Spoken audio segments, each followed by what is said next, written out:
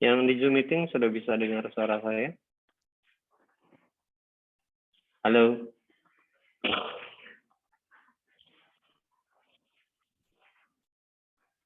Yang di Zoom meeting bisa dengar suara saya?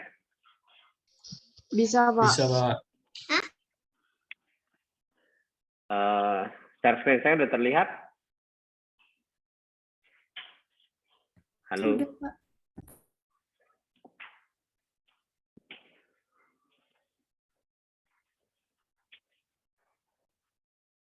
Oh, background-nya itu ya? Kan saya biasanya pakai background yang lain.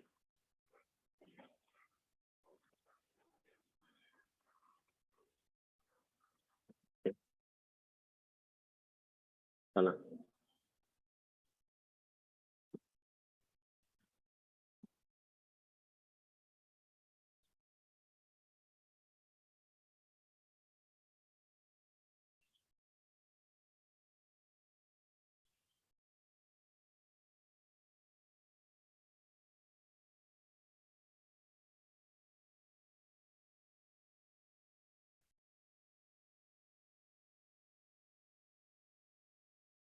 Oke, Assalamualaikum warahmatullahi wabarakatuh. Selamat sore.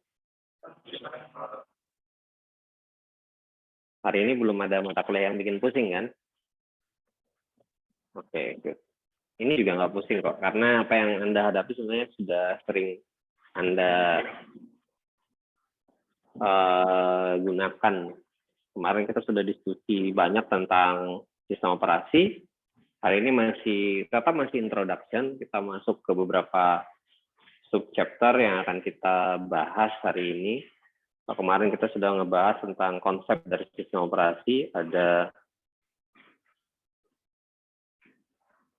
proses, ya semua yang terjadi di dalam sistem operasi kalau kita buka task manager atau proses explorer, ini semua proses. Yang ada di sini adalah proses, kemudian setiap proses pastinya akan memerlukan resource. Resource-nya bisa CPU, memori, storage. Ya, storage juga memori sebenarnya. Tapi kalau kita bicara tentang storage, biasanya dianalogikan storage itu adalah hard disk atau media penyimpanan permanen. Kemudian network kalau dia perlu jaringan dan yang lain-lain. Kemudian kalau kita bicara tentang software, pastinya dia perlu tempat, dia perlu space buat dia tinggal. Ya, kita taruhlah dia di dalam sebuah file, termasuk sistem operasi. Jadi sistem operasi software pastinya dia perlu tempat buat instalasi. Oleh sebab itu ketika Anda beli Windows atau bukan beli sih, kalau Linux yang beli ya buat server biasanya. Kalau Anda pakai Linux pasti dia punya requirement. Berapa space yang harus Anda sediakan buat instalasi, berapa CPU yang harus Anda sediakan agar dia bisa running well, dan yang lain-lain. Nah, kalau kita sudah bicara tentang instalasi, salah satunya adalah space yang digunakan sebagai file minimal buat sistem operasi dulu. Kalau sistem operasinya bisa masuk, baru kita bicara file-file yang lain, aplikasi yang berjalan di atas sistem operasi. Setelah aplikasi, baru kita bicara file yang akan kita create dengan menggunakan aplikasi. Misalkan Anda pakai aplikasi Word gitu, pasti Anda akan meng-create file baru. Atau misalkan Anda programming gitu, pakai Visual Basic, pasti kan akan meng-create file baru. Dan yang lain-lain. Jadi pertama kali biasanya kebutuhan file itu dipakai oleh sistem operasi, baru kemudian aplikasi yang kita install di atasnya, baru kemudian data-data kita. Yang berikutnya input-output, ya semua peralatan yang ada di dalam komputer, kebanyakan ya peralatan input-output. Monitor, LCD projector, kemudian LCD TV yang ada di depan Anda adalah peralatan input-output ya. Ada inputnya, pasti ada outputnya juga. Outputnya yang Anda lihat, inputnya ya data yang masuk ke sana. Atau kalau misalkan monitor saya, data yang masuk ke monitor saya, kemudian bisa saya lihat dari LCD monitor yang ada di laptop saya. Peralatan lain ada mouse, ada headset Bluetooth, input output juga, input dari mic, outputnya data yang masuk ke sini nanti. Jadi keluar masuk ke sini. Kemudian sistem operasi tentu saja punya mekanisme protection terhadap file, ada perizinan akses di dalamnya. Siapa yang boleh, siapa yang enggak, gitu. Bahaya kalau misalkan tidak dikasih izin akses. Misalkan laptop Anda nggak ada passwordnya, smartphone aja. Ada yang berani smartphone-nya nggak di lock, nggak di password, nggak di password sama sekali. Ya, silakan kalau ada yang mau install. Ada 2 korban yang bisa kita manfaatkan di dalam kelas. Kemudian shell, ya shell, Anda lihat seperti di depan atau kalau kita mau buka di sini PowerShell, ya. Ini punyanya Windows, yang ini punyanya Linux. Kenapa bisa ada Linux di Windows? Nanti kita cerita setelah ini. Di depan kita akan cerita bagaimana sebuah kernel itu dibentuk, ya, atau arsitektur sistem operasi.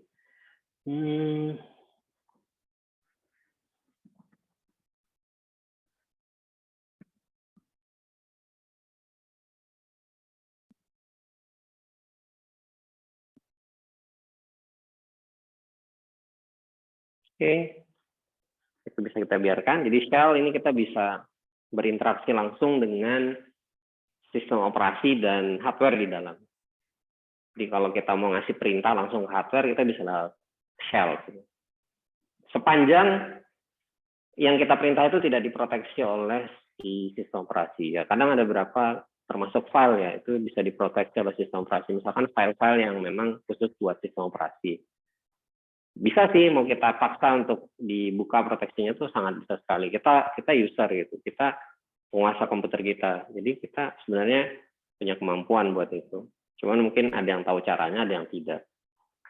Ya, saya tidak melarang Anda untuk mengoprek komputer Anda, termasuk smartphone Anda, kalau Anda memang ingin tahu lebih jauh tentang sistem operasi, ingin tahu jauh tentang komputer Anda, nggak ada salahnya Anda oprek-oprek. Paling nanti crash, error, bootloop, ya install ulang kan penyakitnya cuma itu. Ya, semakin sering Anda melakukan eksplorasi, sebenarnya akan semakin dalam ilmu Anda akan peralatan yang Anda pakai. Ya memang ini peralatan harusnya Anda explore gitu, jangan Anda biarkan aja. Jadi kalau handphone Anda baru terpakai 50%, 70% itu agak rugi. Dalam artian Anda sudah invest besar lah, berjuta-juta di handphone atau di laptop atau di PC. Kalau tidak Anda explore, tidak Anda pakai sampai rusak, itu rugi banget. Jadi pakailah barang-barang Anda itu sampai rusak. Kalau belum rusak artinya belum maksimal.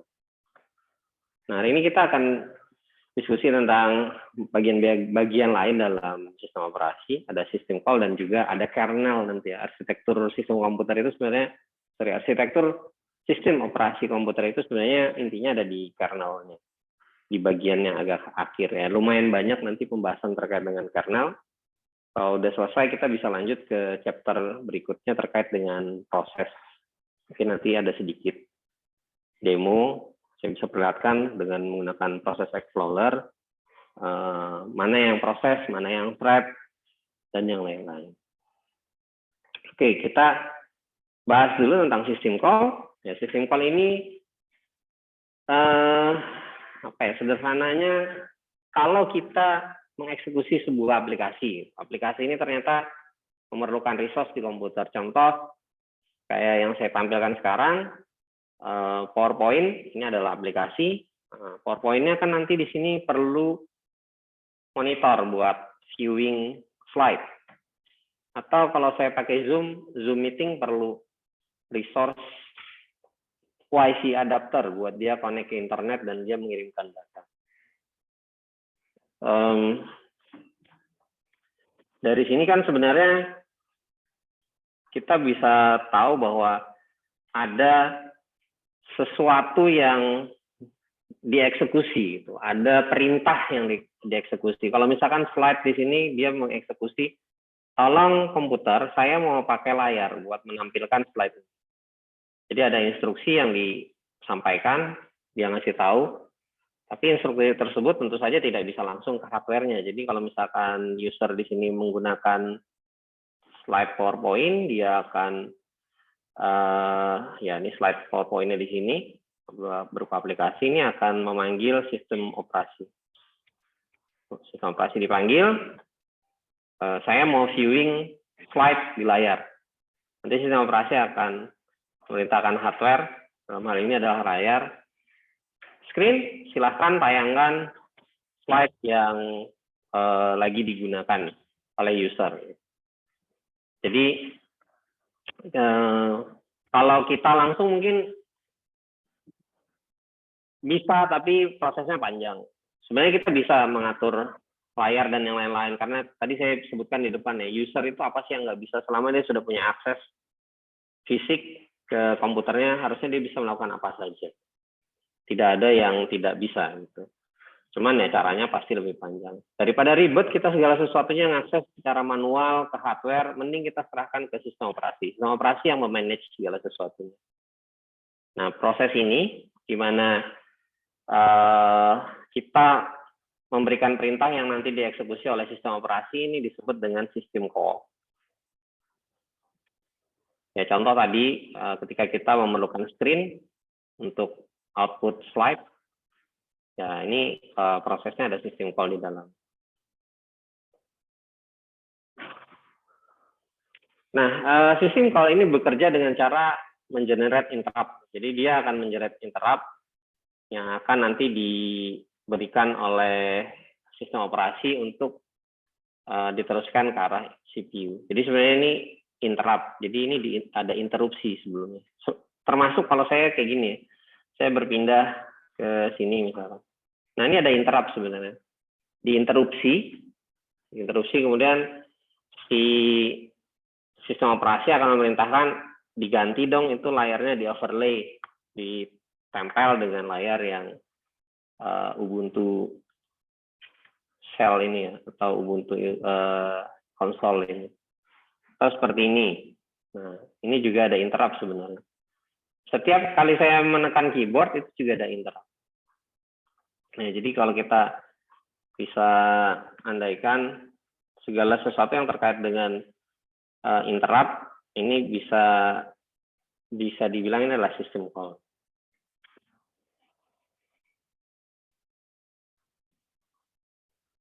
Jadi ketika kita menjalankan banyak program, tadi kan banyak programnya tuh, kita bisa geser-geser, itu sebenarnya setiap kali kita geser atau setiap kali kita ngeklik, tekan keyboard segala macam, itu semua masukkan ke sini. Nanti ini akan dioper ke kernel, ke sistem operasi, inti dari sistem operasi. Baru kernel ini nanti ke hardware.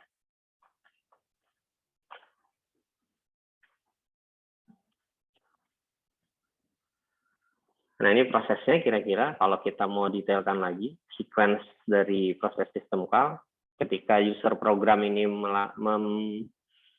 mengeksekusi sistem call, akan ada ABC di situ sistem call-nya. Maka di dalam sistem operasi itu biasanya nanti akan terlibat library, atau kalau di Windows namanya Dynamic Link Library. Sebentar, saya mungkin bisa perlihatkan. Bukan di situ nih.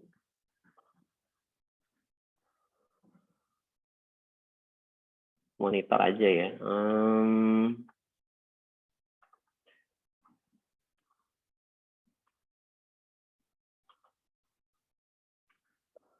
Nah, ini sebenarnya bagian dari library-nya ya, ada di sini. Ya, ini yang nanti akan dipakai oleh si sistem operasi untuk terkoneksi dengan monitor yang ada di sini. Ini event saja. Nah, setelah lewat library, ini akan di-dispatch atau dikirimkan ke arah sistem handler. Jadi nanti handlernya monitor ya monitor, handlernya keyboard, handlernya speaker ya speaker, ya masing-masing. Setelah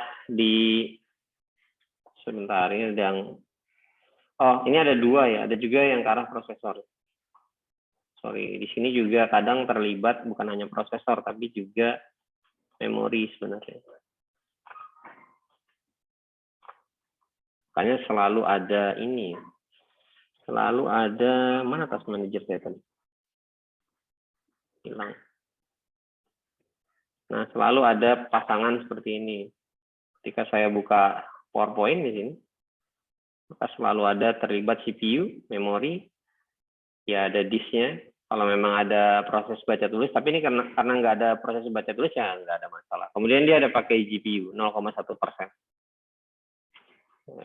Tadi prosesor, memori, satu lagi GPU.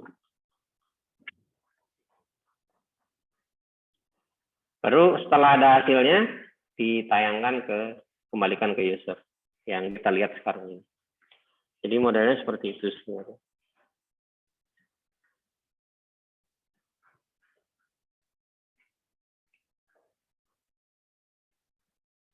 Nah, ada beberapa tipe dalam system calls. Yang pertama proses control system calls. Biasanya ini berupa hal-hal yang terkait dengan task di sini. Dengan task di sini. Ya, task di sini ya proses. Jadi seperti membuat proses baru, kemudian menghancurkan proses, abort kalau di sini ada yang bilang abort, ada yang bilang kill ya. Ini macam-macam istilahnya. Ada yang bilang terminate, abort, entas kalau di Windows. Ada yang bisa saya entas ya. Ini aja nih. Nah ini saya entas. Ini kalau di Linux namanya di kill proses. Kalau cloud ada yang pakai istilahnya terminate. Jadi nanti mungkin Anda akan ketemu istilah yang macam-macam. Tapi merujuk ke hal yang sama. Merujuk ke hal yang sebenarnya ini mirip. Exit, close, abort, terminate, entas, kill. Kalau di Linux perintahnya kill. Linux saya matikan tadi.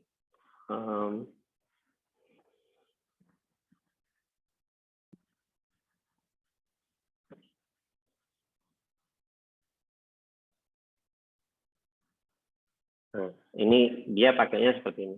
Kill terus PID-nya berapa, proses ID-nya berapa. Biasanya gitu, modelnya seperti itu. Jadi yang di kill itu ID atau nomor prosesnya kalau di Linux.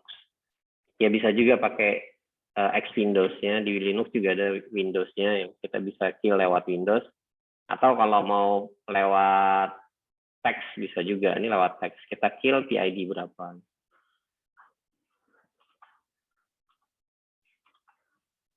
Nah, ini PID tadi proses ID. Kemudian ada file management system call. Kalau file management berarti terkait dengan file. Kita mau bikin file baru, kita mau read, write, dan segala macam, kita bisa gunakan system call yang ada di dalam Windows maupun di Linux. Termasuk sistem operasi lain ya. Kalau Anda pakai Android, Anda pakai macOS, itu juga sebenarnya nggak jauh beda. Terkait file management system, ya pastinya ada di, kalau Windows Explorer, gitu, atau file management. Kalau di Ubuntu, ya sama sebenarnya Anda bisa bikin, ini bikin directory. Nah, itu directory baru temp. Kalau mau di delete, remove dir, dir.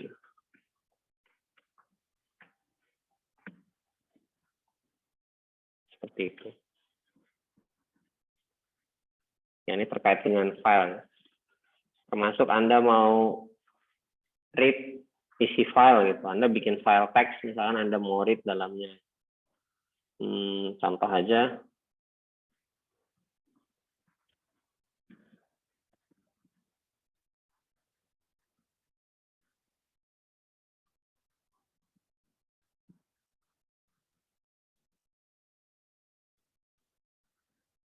Ini saya bikin baru ya, bikin file teks baru. Nah, itu ada ini, yang tadi barusan saya buat. Kita mau nge-read isinya, bisa dengan perintah ini. Nah, ini isinya. Bisa kita read. Oke, jadi terkait dengan file ini yang bisa kita lakukan dan yang lain-lain ya. Bukan hanya yang saya tuliskan di sini, kalau mau lebih lengkap ya tergantung dari sistem operasi masing-masing. Dan juga tergantung dari privilege-nya tadi. Diingat yang di dalam sistem operasi ini ada protection. Ada yang bisa dieksekusi oleh admin atau super user atau root istilahnya. Ada yang bisa dieksekusi oleh user, bukan admin. Ada juga yang bisa dieksekusi oleh siapapun yang megang sistem operasi tersebut. Maksudnya dia sebagai guest, sebagai orang luar masuk ke situ dia bisa eksekusi tertentu. Tapi nggak semua, sekali lagi. Di dalam sistem operasi pasti ada privilege-nya. Ya, kalau di Windows kemarin saya perlihatkan ke Anda ketika kita misalkan kita mau lihat file ini, perizinan aksesnya, kita bisa lihat di sini security-nya ini kan nih sebagai user yang diidentifikasi, dia izinnya apa saja. Sebagai sistem, sebagai administrator, sebagai user, atau kalau misalkan kita mau nambahin, kita nambahin lagi user gitu ya, tambah user, apa privilege-nya atau permission-nya. Jadi dikasih izin akses. Baru kita bisa menggunakan ini. Jadi file management juga akan tergantung kita dikasih akses sebagai apa. Ya, ada otorisasinya. Kemudian device management, terkait device, kalau di Windows ada di device manager. Ada di sini sebenarnya. Ini yang bisa kita lakukan untuk mengontrol device. Kita mau menonaktifkan atau kita mau menguninstall, tinggal kita atur di sini. Termasuk policy dan segala macamnya bisa kita pakai dari sini kalau pakai Windows ya. Kalau pakai Linux ya juga bisa gitu. Kalau Linux biasa device itu ada di bagian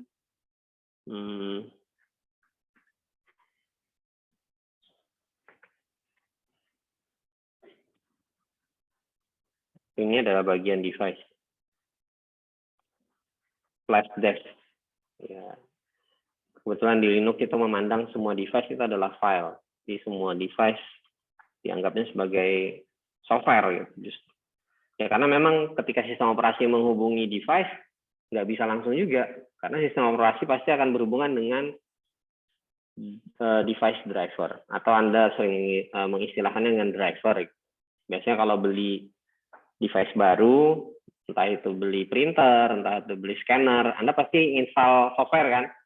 Nah, di dalam softwarenya itu biasa ada device driver. Sistem operasi biasa akan berkomunikasi dengan si printer lewat device driver tersebut. Di dalam device driver tersebut biasanya juga ada dynamic link library-nya tadi, library tadi ya, kumpulan library tadi. Nah, ini biasanya juga ada di dalam device driver dari masing-masing hardware yang ada di sistem komputer Anda. Ya, untuk device tentu saja terkait dengan input output. Tadi sudah saya sampaikan di depan, misalkan kayak monitor, dia menayangkan kepada Anda itu. Kemudian headset Bluetooth saya dipakai buat mic input, kemudian output dia ngirim data suara saya ke laptop lewat interface Bluetooth, kemudian muncul di Zoom meeting dan seterusnya. Kemudian ada information maintenance system calls. Ini terkait dengan maintenance system. Termasuk berapa yang sudah digunakan atau apa yang sedang lagi digunakan. Istilah lainnya accounting. Di sini accounting ini yang dihitung itu maksudnya penggunaan. Jadi kalau ada istilah accounting dalam sistem operasi atau di dalam jaringan komputer juga ada. Biasanya yang di account itu adalah penggunaan. Sudah berapa yang digunakan. Ya, seperti task manager. Ini kan kelihatan. Sudah berapa yang digunakan. CPU-nya berapa, memorinya berapa, disk berapa, dan seterusnya. Biasanya nanti juga terhadap penggunaan ini kita bisa tahu kita mau memaintain atau kita mau melakukan proses maintenance itu pada saat kapan.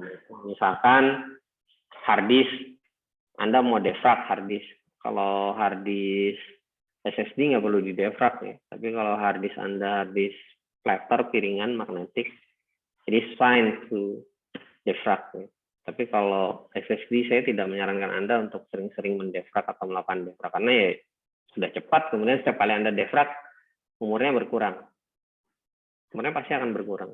Dan SSD dan teman-temannya yang SSD juga NV2ME itu punya umur yang jauh lebih pendek. Baca tulis itu sudah mengurangi umur. Lain hal dengan yang magnetik ya, yang platter itu umurnya memang jauh lebih panjang. Bisa 10 tahun bisa lewat. Nulis baru kurang umurnya. Tapi kalau baca aja enggak. Jadi sekali lagi yang beda kalau misalkan di dalam SSD kita baca berkurang, kita nulis berkurang. Tapi kalau di hard disk magnetic platter kita baca dia nggak berkurang sebenarnya umurnya. Istilahnya apa ya? MTBF, mean time to be failure itu. Umur pakainya lah ibaratnya. Kalau kita sering-sering baca dia nggak akan masalah. Tapi kalau Anda sering melakukan defrag, Anda sering melakukan penulisan atau format apalagi ya, selama itu formatnya nggak low level format, nggak jauh kurangnya. Tapi kalau Anda sering melakukan low level format akan jauh berkurang. Ya, jadi penting kalau Anda tahu hal-hal seperti itu, Anda bisa memaintain komputer Anda agar umurnya panjang dan juga penggunaannya jauh lebih efisien. Oh ini saya kalau komputernya gini saya bisanya kayak gini. Kalau device-nya ini saya harusnya kayak gini. Tuh. Bagi Anda anak komputer gitu. Anak komputer kan, anak IT kan. Nanti Anda satu saat pasti akan di apa ya? Semacam kalau saya bilang semacam kutukan gitu. Saya pergi ke 21 baru naik aja di tangganya itu tiba-tiba ada teman saya gitu. Misalnya ini 21 naik ke atas kan. Saya jalan di selasarnya gitu. Teman saya duduk di tengah itu. Baru saya sampai di depannya gitu. Dad, komputerku rusak gitu. Setiap orang yang lihat muka saya, kalau punya masalah dengan komputer atau apapun yang terkait dengan komputer, mobil misalkan ada komputernya gitu, mesin cuci ada komputernya, smartphone gitu, pasti akan berkeluh kesah tentang komputernya ada masalah apa gitu ya. Di awal-awal saya risih gitu. Tapi sudah semakin beranjak dewasa lah anggap aja seperti itu. Ya saya sadar bahwa ya berarti memang keahlian kita diakui ya, memang itu label yang harusnya kita miliki gitu. Jangan begitu kita misalkan jadi orang komputer atau orang IT begitu ngeliat dia nggak bisa apa-apa nggak usah gitu. Menurut saya malah lebih baik kalau kita datang gitu akan kelihatan oh ini memang orang IT yang bisa diandalkan. Walaupun itu receh ya.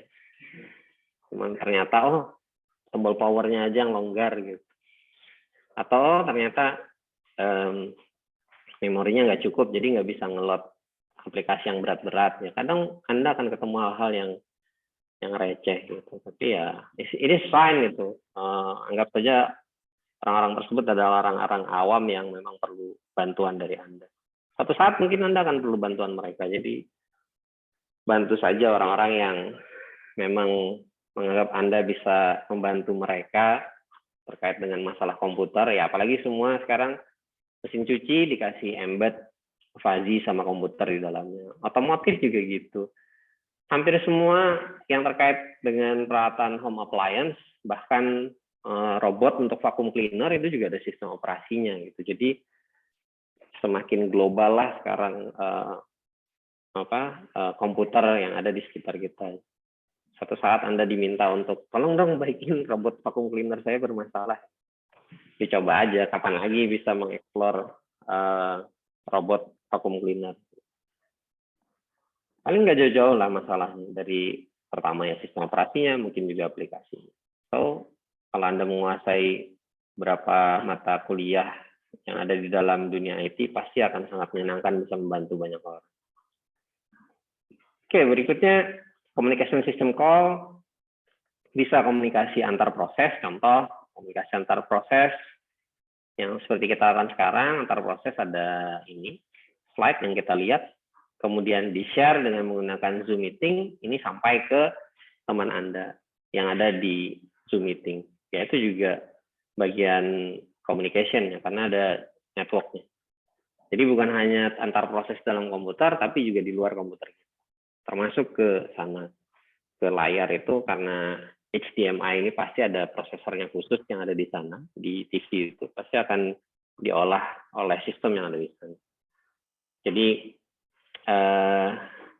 sekarang segala sesuatu, apalagi ada IoT ya, segala sesuatu akan ya saling connected device gitu. Dan bisa jadi dalam proses koneksi itu bahkan tidak ada manusianya sama sekali. Itu semua itu udah automatically diatur oleh sistem operasi maupun aplikasi tertentu yang ada di dalam device tersebut. Nah, berikutnya kita lanjut dengan struktur sistem operasi. Sebenarnya kalau kita lihat sistem operasi ini terbagi jadi dua ya. Tadi saya bicara di depan ketika Anda install sistem operasi sekarang berapa sih besarnya? 8 GB ya. Ada yang 10 mungkin. Windows 10 itu kayaknya sekitar 10. Ya anggap aja 8 GB lah. 8 GB itu nggak mungkin 8 GB itu dimuat ke dalam memori itu. Habis RAM Anda, yakin saya. Apalagi yang RAM-nya. Kemarin kayaknya saya sempat cerita kalau RAM minimal 16 kan ya? Hah? Masa? Kenapa 16? 16 saya bilang. Handphone aja itu 8. Kalau laptop minimal Anda atau PC 16 minimal ya sekarang. Jadi kalau Anda masih punya 8 GB, sebaiknya ya sudah patut dinaikkan jadi 16. Kenapa? Ada apa? Oh, RAM 4. Handphone saya 4 tahun yang lalu RAM-nya sudah 6 GB loh.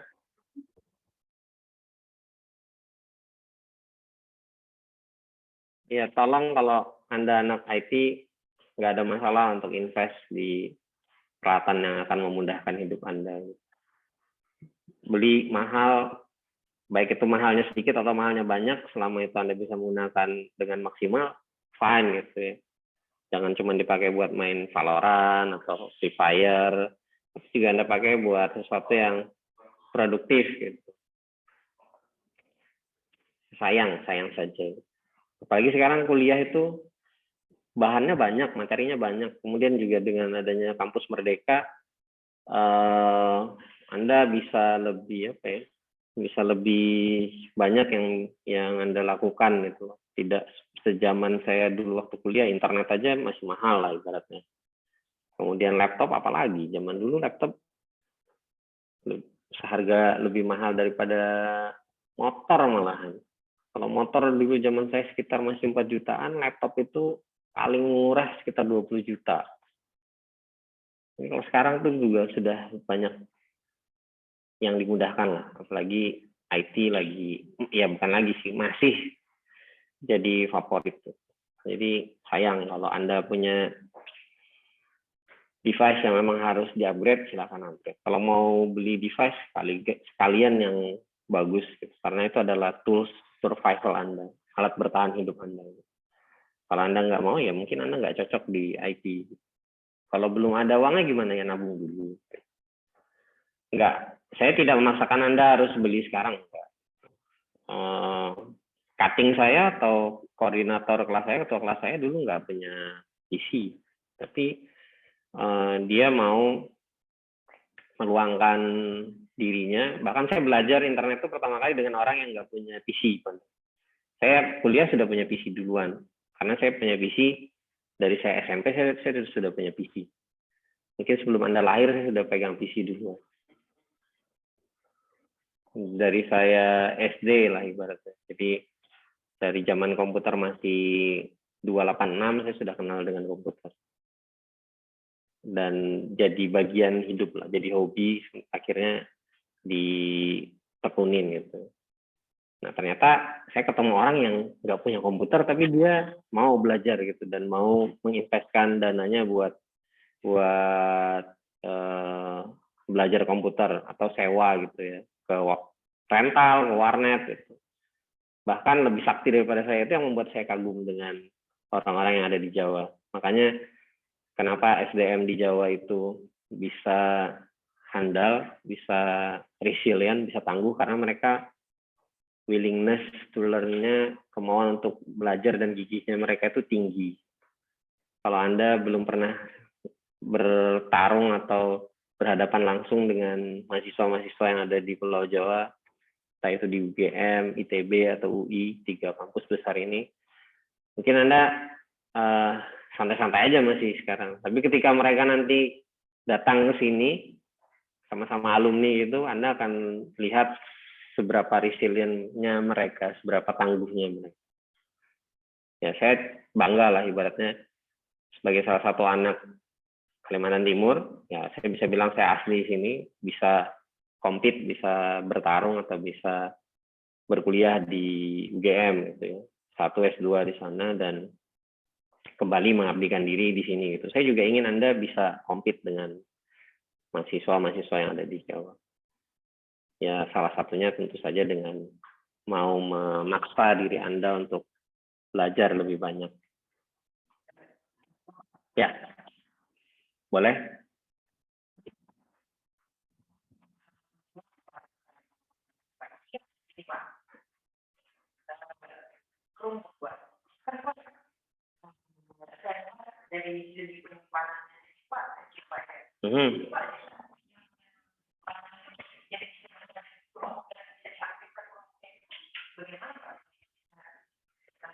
Nanti kita belajar di sini ya. Akan sampai kok, tenang aja. belum saatnya. Oke, saya lanjut dulu ya. Sekali lagi, kalau kita punya sistem operasi, sebentar kayaknya saya punya image sistem operasi Windows kayak sebentar. Nah, ini 4 GB ya. Tadi yang memorinya 4 GB, begitu dimasukin ini semua, habis langsung. 4 GB image-nya. Belum, kalau dia download kan, begitu kita selesai instalasi, dia akan download update. Banyak banget. Bisa tembus sampai 2 GB, 3 GB gitu, kalau kita install komplit. Nah, apalagi kalau Anda punya cuma 4 atau 8, ini selesai. RAM-nya juga 8 GB gitu. Misalkan Anda punya RAM segitu, dimuatin semua sistem operasi ya habis kan. Tentu saja tidak semua. Jadi ada sebagian sistem operasi yang akan tinggal di hard disk. Hanya yang perlu saja tinggal di dalam memori. Ya, yang tinggal di dalam memori tadi namanya resident part, bukan Resident Evil ya. Jadi resident part. Yang tinggal di dalam hard disk namanya transient part. Ini hanya dipanggil kalau memang diperlukan. Jadi kalau misalnya memang diperlukan, dipanggil oleh sistem operasi, diletakkan ke dalam memori. Kalau enggak, dia dikembalikan lagi ke dalam hard disk atau diterminate dari memori. Yang resident part ini akan selalu berjalan di memori. Karena itu kalau kita lihat memori usage kita, kenapa memori usage kita langsung besar Pak? Padahal kita belum buka aplikasi apa-apa gitu. Karena memang beberapa yang dari sistem operasi akan di-load ke dalam memori. Yang di-load pertama kali adalah resident part ini tadi. Isinya resident part ini. Resource allocation data structure, ya berapa resource komputer yang diperlukan. Ya, dia akan taruh data-datanya di dalam resident part. Kemudian informasi apa saja yang diperlukan oleh proses dan juga termasuk state-nya, kondisinya. Tadi kita lihat sebenarnya ada kondisi di dalam task manager ini, ada running atau enggak ya, ada yang idle dan segala macam. Ya, nah ini ada yang idle, ada yang running dan segala macam. Kemudian system call, ya system call tadi yang kita pelajari. Terus event handler yang akan menangani event-event yang terjadi. Kayaknya tadi juga saya sempat lihatkan di sini ada event. Ya. Ada event apa? Ini ya termasuk dalam event handler. Kemudian scheduler. Di sistem operasi selalu ada scheduler, selalu ada penjadwalan proses. Paling sederhana ketika kita load sistem operasi, salah satu scheduler ada di sini ya. Startup ini scheduler sebenarnya. Dia akan mengeksekusi aplikasi ketika komputer dinyalakan. Jadi ini salah satu scheduler. Begitu nyala, booting, yang di load duluan oleh si scheduler atau penjadwalan ya adalah yang ada di startup. Jadi kalau kita lihat di sini sebenarnya ini bagian yang ada di sini ini biasanya di load sama si startup. Oke. Lain-lain selain dari yang ada di sini 5 itu tinggal di dalam hard disk, kecuali kalau dibutuhkan baru dia dipanggil ke dalam memori. Jadi ini tinggalnya di memori. Ini tinggalnya di dalam. Bisa jadi di situ. Kalau dia semakin sering dipanggil, dia akan naik ke sini. Ini lebih cepat lagi. Ini juga memori. Ini juga memori. Ya, hard disk juga memori sebenarnya. Cuman bedanya ini volatil, ini juga volatil. Yang hard disk, ini non volatil. NV. Makanya ada istilah NV RAM, non volatil RAM. Artinya kalau dia nggak keterima listrik, dia tetap nyimpan. Yang volatil, kalau nggak ada listriknya, isinya hilang, isinya bye-bye. Nah, kita masuk ke tadi yang ditanyakan oleh teman. Kenapa di Chromebook itu bisa sekecil itu sistem operasinya, atau di smartphone kenapa bisa kecil sistem operasinya, Linux-nya. Yang Anda lihat mungkin kan begitu lihat, Pak kok besar ya handphone saya ini storage-nya misalkan 64 gitu, udah kepake 12 buat sistem operasinya, sistem operasinya kecil. Kalau sistem operasinya besar, ngos-ngosan handphone pasti akan angkatnya sudah berat gitu, karena Linux kernelnya monolitik, artinya banyak sekali fungsi ataupun modul yang dibuat di dalam satu kernel gitu. Nanti akan kita lihat deh satu persatu tipikal kernel yang ada. Yang paling sederhana ada simple structure atau monolithic system. Salah satunya adalah MS-DOS. Saya ada cerita tentang MS-DOS kemarin. Masih ingat kan? Produk siapa ini? Microsoft. Produk Microsoft pertama. Microsoft Disk Operating System atau MS-DOS. Ya, ini kernelnya tipikalnya monolitik, seperti yang Anda lihat di sini. Jadi semua device driver, semua modul yang diperlukan oleh sistem operasi dibuat di dalam satu kernel.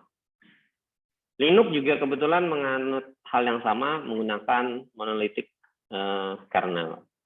Sebenarnya ada plus minusnya. Kalau plusnya, semua sudah tersedia di dalam satu kernel itu. Jadi kita nggak perlu ribet atau kerepotan, mau apapun ada sudah di dalam kernel. Yang minusnya kalau kita semakin menambahkan fitur macam-macam di monolitik kernel tersebut, ya namanya kernel cuma satu jadi besar. Suatu saat mungkin hardware-nya nggak sanggup mengangkat atau mungkin akan lelet. Itu salah satu kelemahan. Kemudian bentuk kernel yang berikutnya atau bentuk struktur sistem operasi yang berikutnya adalah layered system. Layer system, ya karena tadi di monolithic structure atau monolithic system semakin kompleks, semakin banyak modul yang kita buat, maka akan semakin besar dan juga akan semakin susah mungkin untuk programmingnya. Sehingga para pengembang sistem operasi berpikiran kita pisah aja dalam beberapa layer. Nah, ada dua cara pemisahan layer ini. Kita bisa memisahkan berdasarkan fungsinya. Jadi modular-modular itu berdasarkan fungsinya. Atau berdasarkan hierarki. Hierarki dari layer yang ada. Ini bisa mungkin hierarkinya itu dibuat berdasarkan user gitu. Berdasarkan user, ada user yang root atau super admin, ada juga yang user biasa. Nah, contoh yang gambar sebelah kanan itu adalah layer system ya. Jadi ada layer bagian atas. Ya, kalau kita anggap kernel ini adalah sistem operasi, atau bisa juga atasnya. Shell ini masih masuk bagian dari sistem operasi. Tapi sebenarnya intinya sistem operasi itu di kernelnya ini sih. Ya, ini anggap aja sudah bagian sistem operasi dari sini.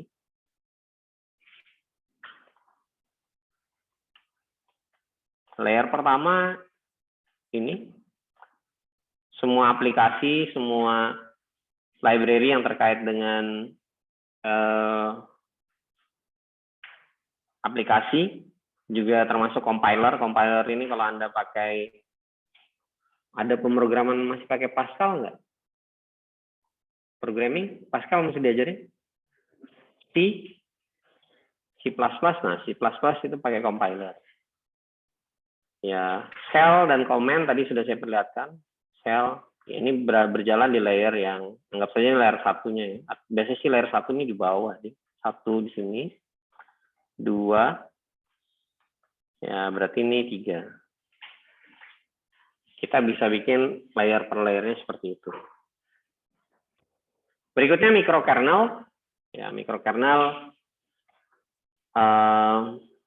Ini mungkin saya nggak tahu ya dalamnya Chrome OS itu apakah dia kayaknya ada di wiki deh, sebentar.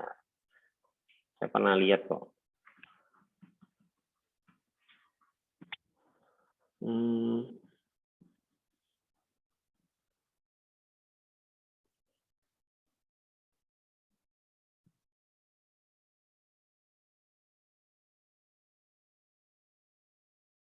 Oke, monolitik dia ternyata. Monolitik kernel. Chrome OS pakainya monolitik. Ya, karena kemungkinan dalamnya sama-sama pakai Linux. Sekali lagi yang pakai Android, Ubuntu, WebOS, Firefox OS, Chrome OS, dan yang lain-lain ini semua berada dalam lingkupnya Linux kernel. Jadi sistem operasinya adalah Linux. Ya, microkernel sebenarnya mirip seperti ini juga ya, layer juga, cuman dia dikecilkan, dibuangin beberapa hal yang bisa memberatkan kernel, dipindah ke luar dari kernel. Jadi dipisah gitu ya, sehingga kernelnya akan semakin kecil. Makanya disebut dengan microkernel. Agar sistem itu nggak berat duluan. Jadi sistemnya nggak berat dulu. Nah, kalau kita lihat di dalam bagian di sebelah kanan gambar itu, kita kan bisa lihat di situ ternyata file system harusnya kan ini bagian dari sistem operasi ya, network juga ternyata dipisah gitu. Dan itu memang memungkinkan. Sebenarnya bisa aja kita pisah.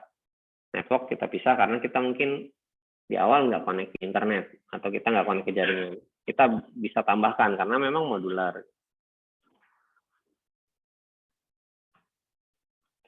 Berikutnya client server model. Ya, ini sebenarnya masih bagian dari microkernel. Kalau di sini kita bisa lihat ada beberapa mesin, ada beberapa ada beberapa komputer sebenarnya, ada beberapa komputer yang anggap aja ini PC gitu, PC 1 dan seterusnya. Maka kalau ada yang jadi server, kita bisa request ya, seperti contoh kalau kayak client server ini web server dengan web browser. Servernya adalah web server, kemudian browser adalah client.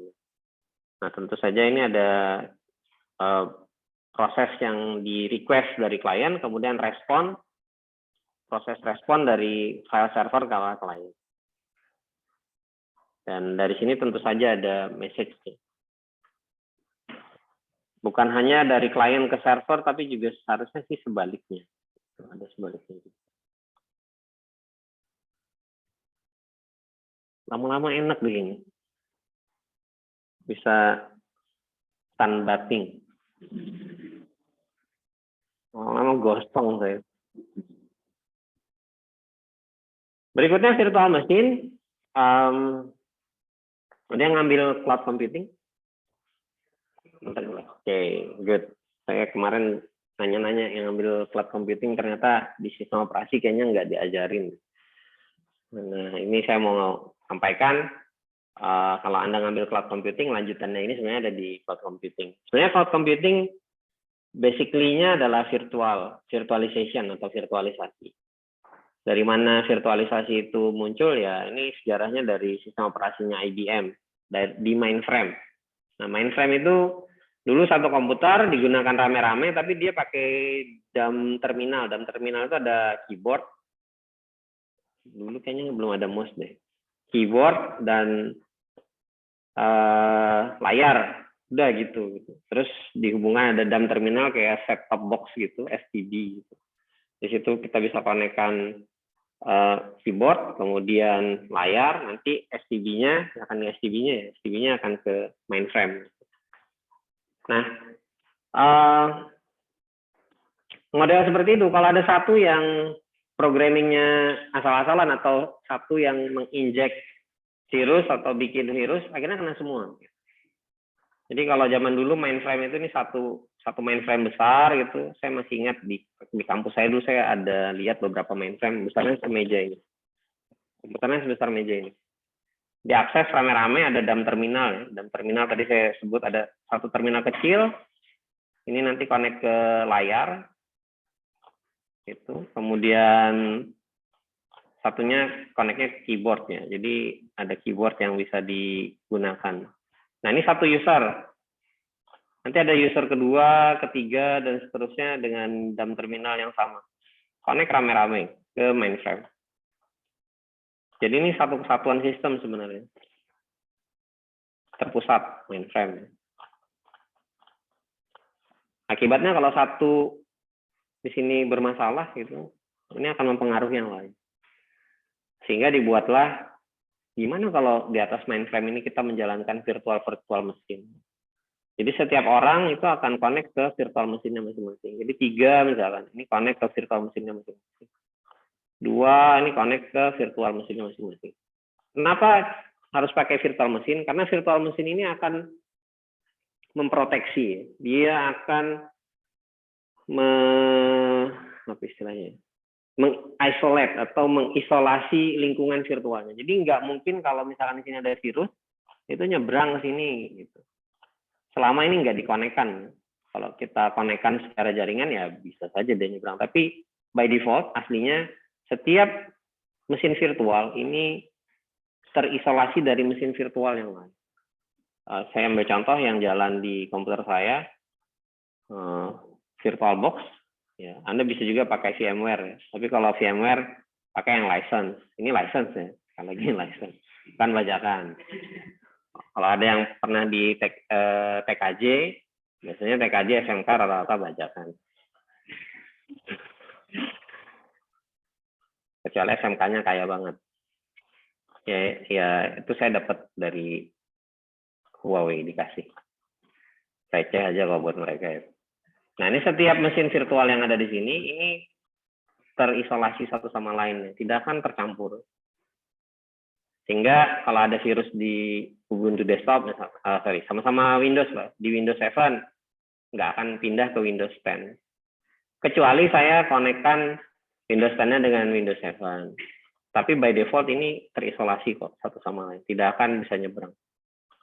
Ya, tujuannya itu tadi ya. Atau kalau Windows-nya crash ya.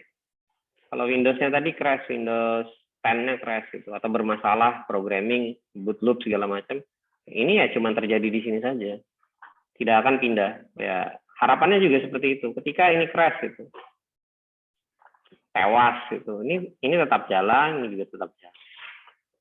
Jadi tujuannya virtual mesin salah satunya itu. Jadi tidak akan contoh ada virus tadi, tidak akan membuat virus ini bisa ke sistem operasi, virtual mesin yang lain.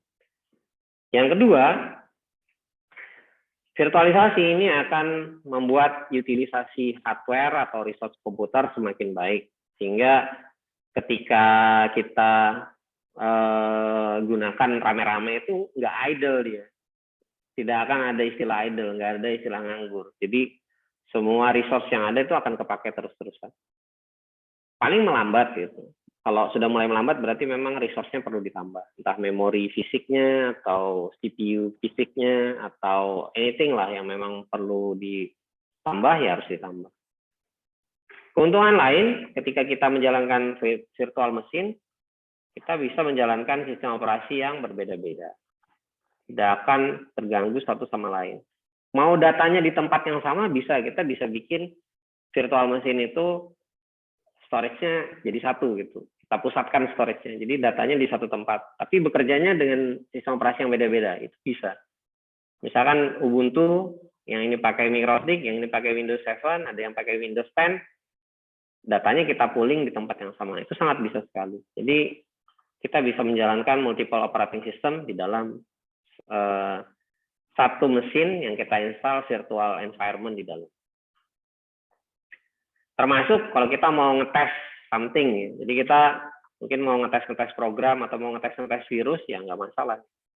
Selama tadi kita jalankan protokol isolasinya, kita jalankan protokol kesehatan di dalam lingkungan virtual mesinnya. Kalau kita jorok, kita asal-asalan ngatur komunikasi antar mesin virtualnya ini, ya wassalam, infeksi akan terjadi.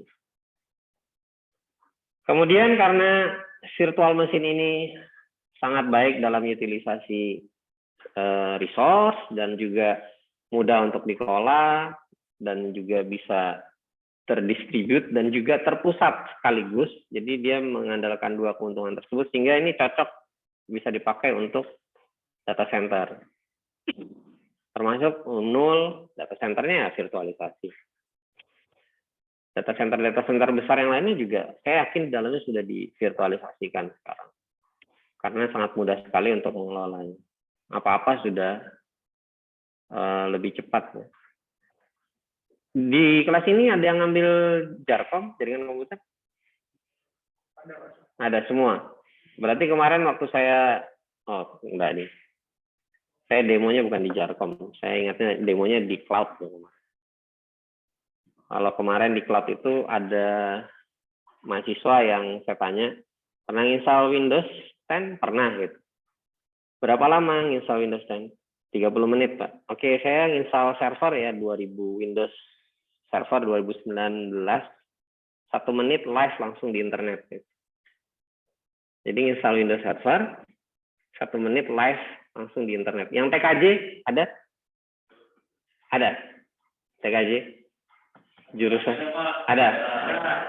Berapa lama install Windows server 19?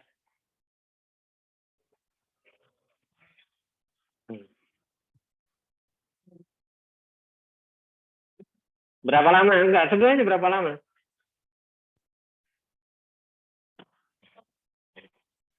Hah? Oke, pernahnya Ubuntu server, Debian. Berapa lama? 15 menit. 15 menit. Sudah live di internet? Sampai live ke internet berapa menit?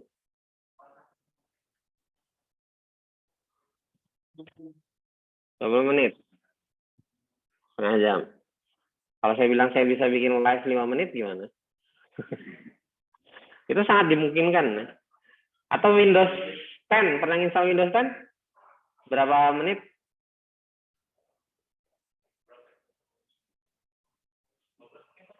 15 menitan. Oke. Kira-kira nih antara Windows 10 dengan Windows Server tuh lamaan mana sih kalau diinstal? Kan bisa dianalogikan tuh. Biasanya server lebih lama daripada. Biasa lebih lama server kan? Nah, kalau saya bilang server, saya bisa deploy dalam jangka waktu 1 menit. Ada yang percaya nggak?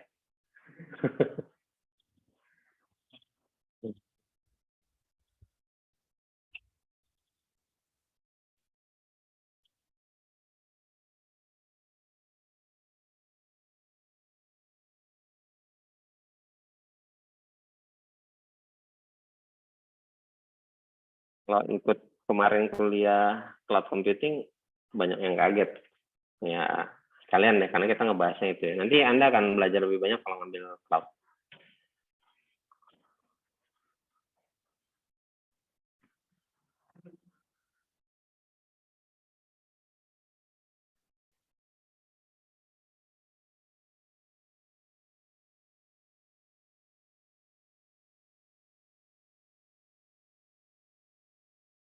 Oke, kita pertama sistem operasinya Ubuntu dulu ya. Berapa menit Ubuntu? Nggak usah sampai live internet deh. Oke, 15 menit. Saya nggak perlu bicara ya, harus apa, cuma Anda taunya sudah live aja.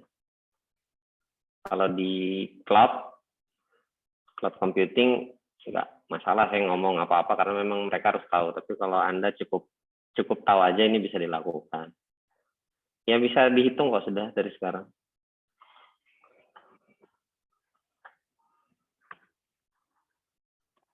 Ini ngapain ngetek?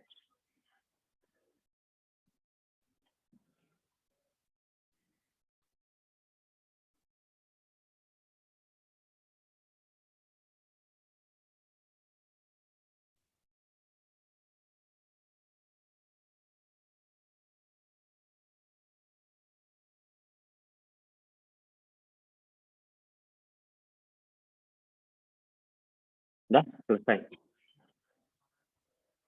2 menit. Oke. Ini udah bisa connect ke internet. Ini udah bisa connect ke internet. Ini udah dapat IP public, tapi belum bisa di ping karena security profile-nya masih belum kita set.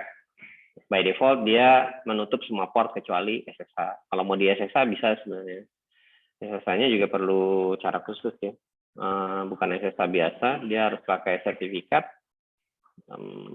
Sebentar. Tadi sudah saya download kok. Oke, save privacy.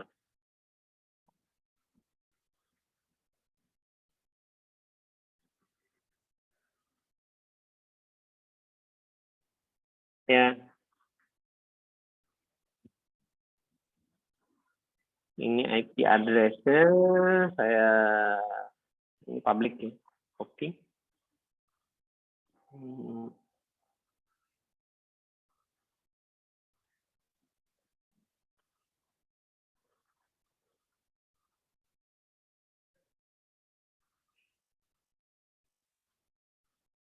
11 43. Ya, kenapakah ini sudah connect sih tadi? Open. Ya, ini sebenarnya sudah connect. Kalau mau di ping sih tinggal dirubah. Security profile. Di manakah dia?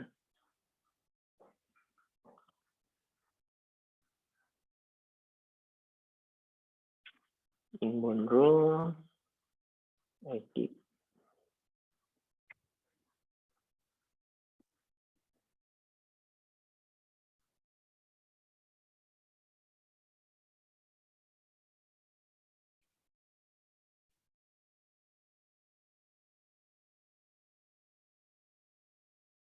Udah, ini udah jalan. Di ping juga bisa, di SSH juga bisa. Memang SSH mungkin ada something yang harus dibenerin. 2 menit ya tadi. Oke, sebentar saya destroy dulu. Nanti jalan billingnya kartu kredit saya di karena saya terminate dulu deh. Ya tadi kan ada istilah terminate ya. Ada yang istilahnya destroy, ada yang istilahnya stop dulu. Ya stop. Oke, itu bisa saya tinggal. Saya lanjut dengan service yang lain. Excel. Windows Server kan tadi.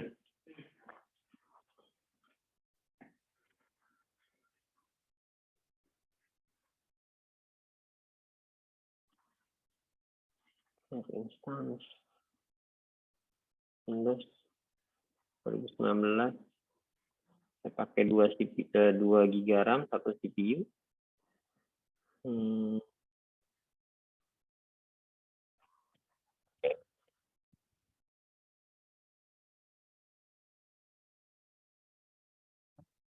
Kalau nanti sudah hijau, ini masih penting.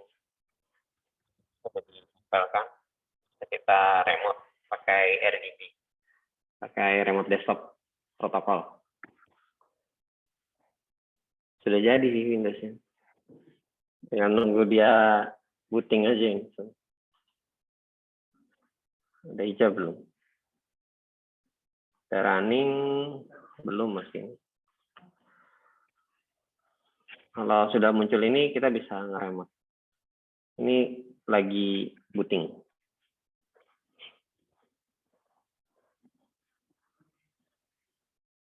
Sudah dihitung timernya?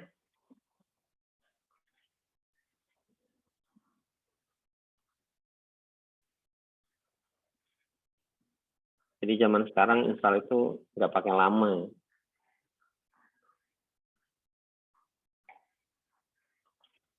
Yang lama itu bikin kayak gimana caranya bikin seperti ini. Nah, itu lama. Kalau kuliah perlu waktu 4 tahun. Habis kuliah punya pengalaman dulu sekian tahun baru bisa bikin layanan seperti ini. Jadi kalau ditanya kuliah itu sebenarnya Anda sedang dididik bagaimana caranya membuat hal yang sama seperti mereka buat ini. Bukan hanya jadi pemakai. Dulu bapak saya nanya, kamu ngapain kuliah di komputer? Di kursus kan ada kok. Kok belum muncul ya ini? Harusnya udah muncul. Kadang Firefox saya suka agak-agak strict.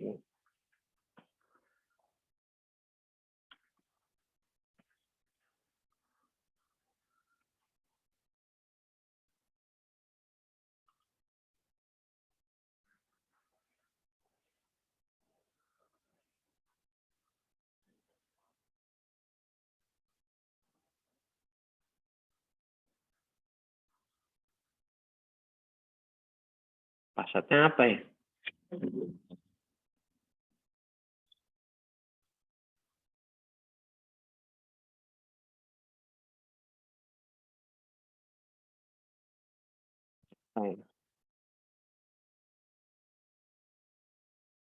Nah, lifestyle ini khusus untuk launcher kita mau bikin virtual machine dengan cepat. Termasuk kita mau jalankan apa, ini sudah muncul. Sudah bisa di remote. Mudah-mudahan bisa. Karena di sini kadang di close RDP-nya. Port RDP-nya di close sama adminnya. Nah, ini udah bisa. Berapa menit? 2 menit. Harusnya cuma 1 menit tadi. Begitu di Firefox-nya ini nggak muncul-muncul. Nah, ini udah. Nah, sudahlah. So easy ya. Bentar, saya destroy dulu deh.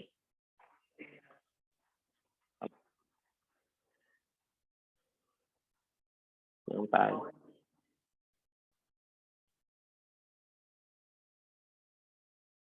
Biar dia shutting down, saya bisa.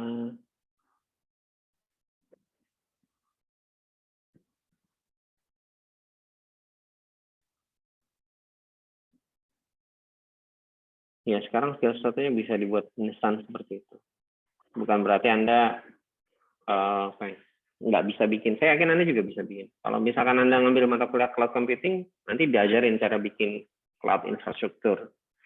Dari cloud infrastruktur itu kita bisa mengembangkan layanan yang ya minimal bisa bikin virtual machine dulu lah secepat tadi. Walaupun mungkin nggak secepat mereka, karena mereka memang hardware-nya ya pilihan. Satu CPU-nya mereka dengan satu CPU-nya kita beda. 2 GB memorinya mereka dengan 2 GB memori kita ya beda jauh. Ya, anggap aja kalau mereka pakai memori Corsair yang tipikal gaming itu, kita masih pakai memori Sigen lagi.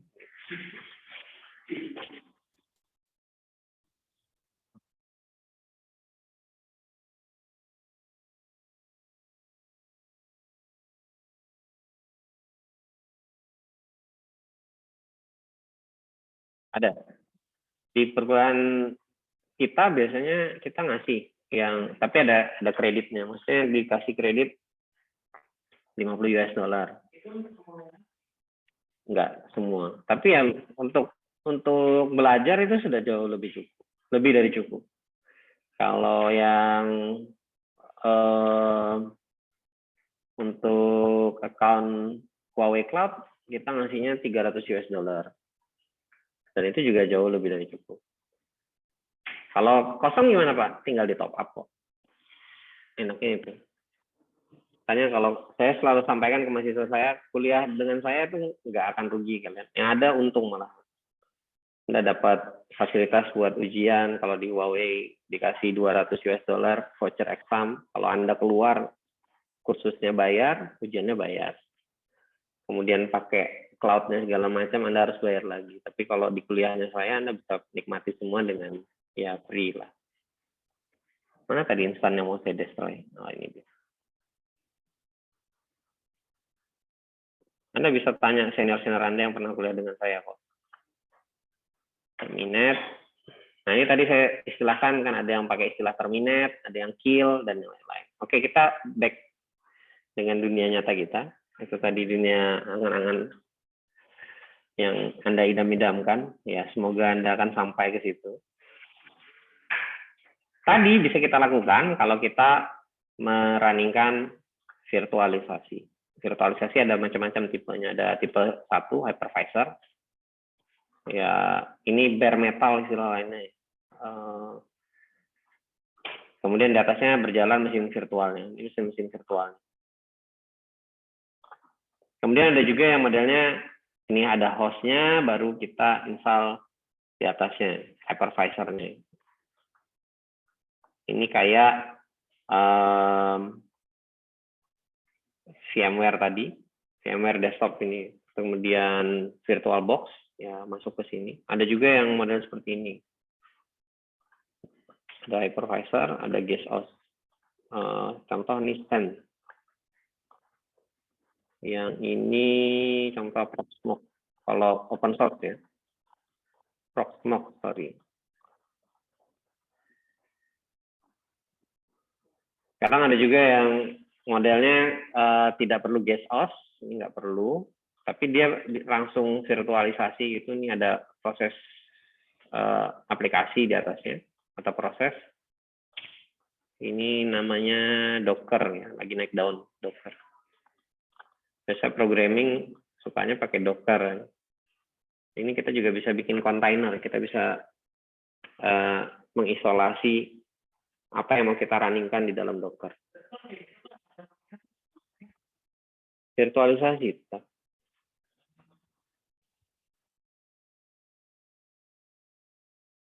Kalau Docker, dia nge-bypass sistem operasi. Sehingga kan itu jauh lebih cepat. Kalau kita lihat, ada satu kebiasaan saya yang mungkin belum Anda lihat. Ya, saya suka nyoretin CD projector. Ya, kalau ini running, yang ini aja ya, yang ini aja nih. Kalau ini harus running, misalkan ini Anda pakai PHP gitu. Nggak permanen kan?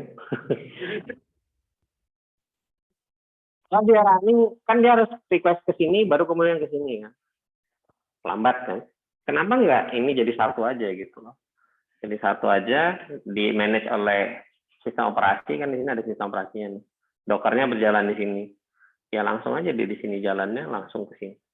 Jadi dia membypass satu proses gitu kalau pakai Docker.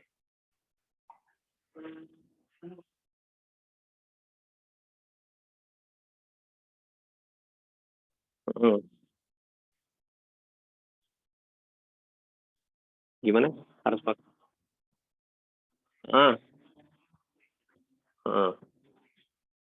Saya sih belum pernah jalankan Docker di Windows. Ya mungkin harusnya ada Docker yang buat Windows, tapi saya belum tahu kalau di Windows itu. Ya ini kebiasaan saya dari mulai di MIPA pindah ke FKTI, pindah ke teknik, harus saya lestarikan kebiasaan saya. Nah jadi kalau Docker sih mungkin karena native-nya memang di Linux, jadi memang banyak library-nya di Linux. Kalau Anda mau sebenarnya ini aja dijalankan, Anda install Windows, kemudian jalankan konsol Linux di Windows, Anda installnya di sini Docker. Mainannya di sini. Ya, ya, dicoba aja. Saya bukan pendukung Docker. Sebenarnya pendukung Docker ini Twitter tuh salah satu pendukung besarnya Docker. Yang membuat Docker besar itu salah satunya Twitter. Silakan saja. Apapun toolsnya nggak ada yang melarang. Kalau cuman saya prefer nggak pakai Docker. Kalau saya, gitu. Yang penting kan tujuannya tercapai. Kalau saya sih seperti itu. Oke, berikutnya external. Ini saya nggak tahu ada produk yang pakai ini, tapi sepanjang sepengetahuan saya ini belum ada komersial OS yang menggunakan ini.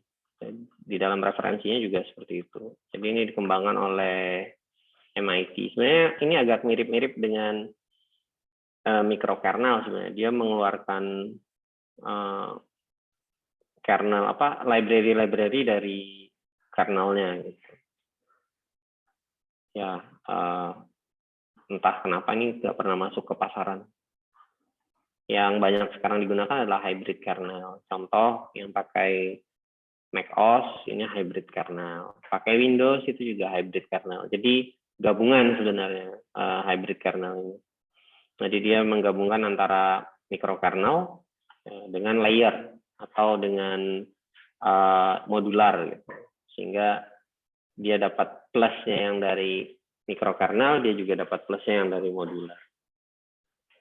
Ya, kenapa Windows bisa ada Ubuntu di dalamnya ya karena dia hybrid, bisa bukan hybrid dalam artian di situ Linux kernel berdiri dengan Windows kernel enggak, cuman Linux kernel itu berjalan di atas Windows-nya. Jadi kalau misalkan kita ada di sini kernelnya Windows, di sini hardware di bawahnya ini, ya sebenarnya Linux kernelnya dijalankan di sini.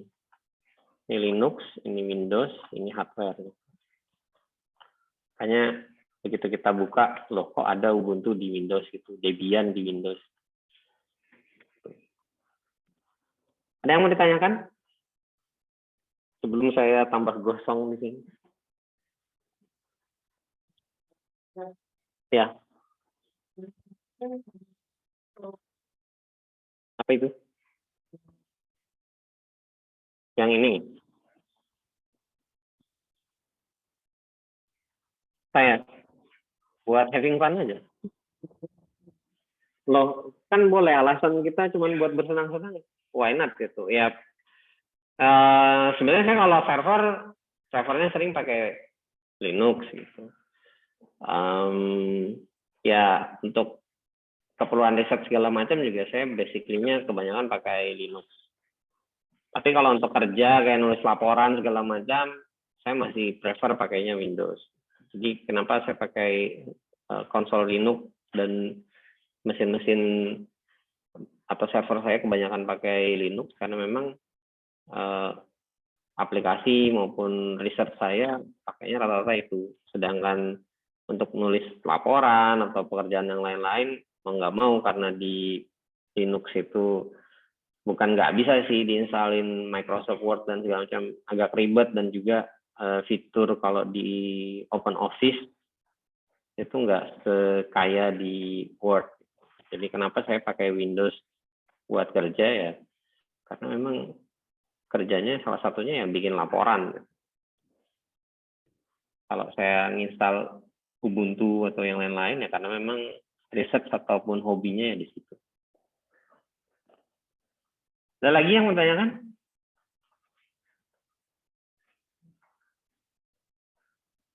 Ini bisa kok diinstalin web server di sini, bisa, ada instalin macam-macam juga bisa. Dan running dia seperti running di Linux. Jadi